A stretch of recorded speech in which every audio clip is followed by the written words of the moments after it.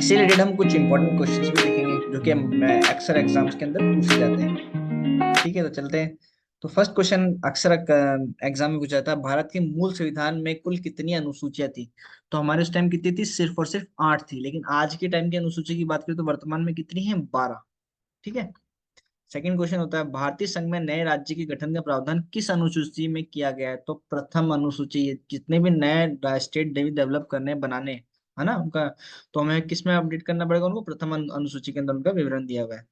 भारतीय संविधान की प्रथम अनुसूची राज्य के नाम और उसके राज्य क्षेत्र का विवरण प्रदान करती है। ठीक है, तो प्रथम अनुसूची के अंदर लिखा हुआ है।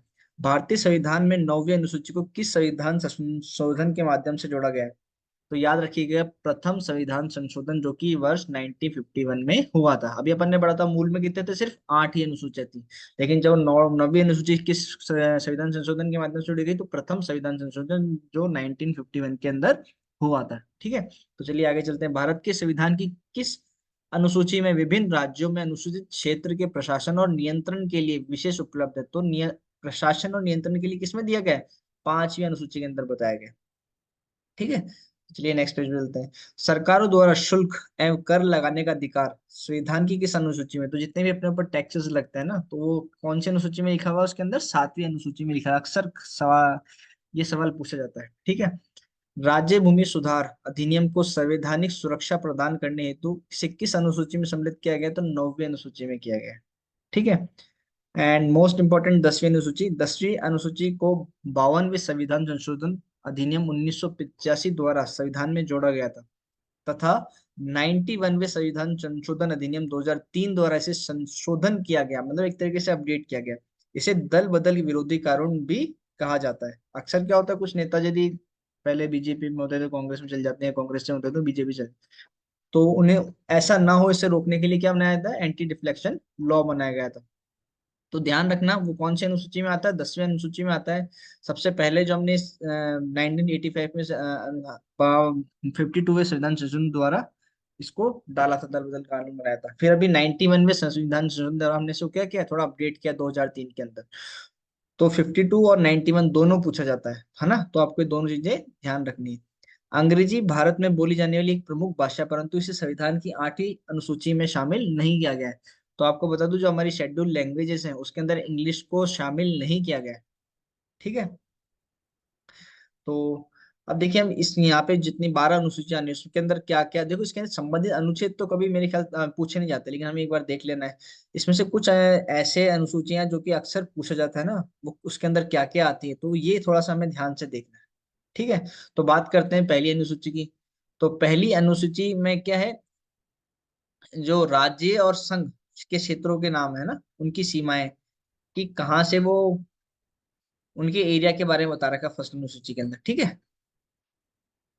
दूसरी अनुसूची की बात करें तो राष्ट्रपति, राज्यपाल, लोकसभा एवं राज्य विधानसभा के अध्यक्ष, उपाध्यक्ष, राज्यसभा विधानसभाओं के सभापति, उपसभापति, सर्वोच्च न्यायालय, उच्च न्यायालय के न्यायाधीश, भारत का नियंत्रण, महालेखा अधिकारी की पद, वेतन, भत्तों और पेंशन आदि से जुड़े प्रावधान इसके अंदर दिए हुए हैं। तो अक्सर सवाल एग्जाम के अंदर पूछा जाता है कि राष्ट्रपति का जो वेतन है, ये राज्यपाल का वेतन है, ये भत्ते हैं, उनकी पेंशन है, तो वो किस अनुसूची में बताया गया? तो आपको ध्यान रखना, उसको कौन सी अनुसूची में? दूसरी अनुसूची में बताया गया है। ठीक है। तीसरी अनुसूची की बात करते हैं। संघ राज्य मंत्री, संसद, राज्य विधानसभा के सदस्य, चुनाव के प्रत्याशी, न्यायाधीश आदि द्वारा ले जाने वाली शपथ, ओथ या प्रतिज्ञानों के प्रारूप किसमें है?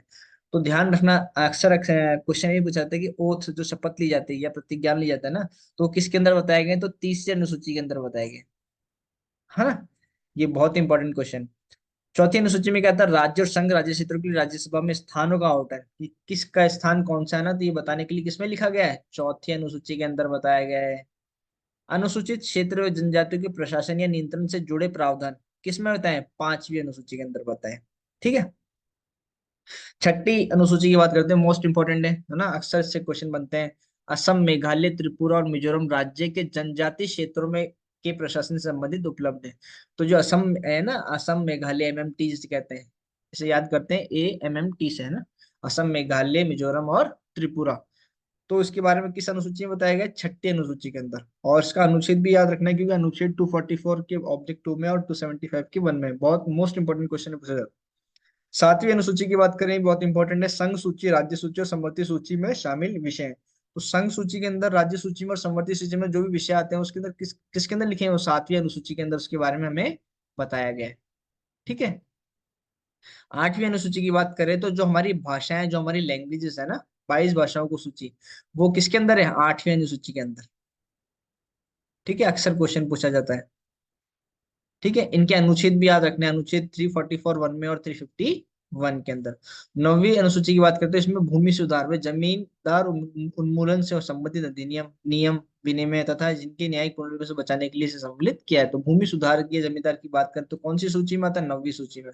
और अभी भी अपन ने दल बदल की बात की थी, दल बदल किस में आता है, 10वीं अनुसूची। देखो याद रखना बहुत आसान है, दल देश, दल बदल में दायरा, दल बदल किस में आएगा, 10वीं सूची में।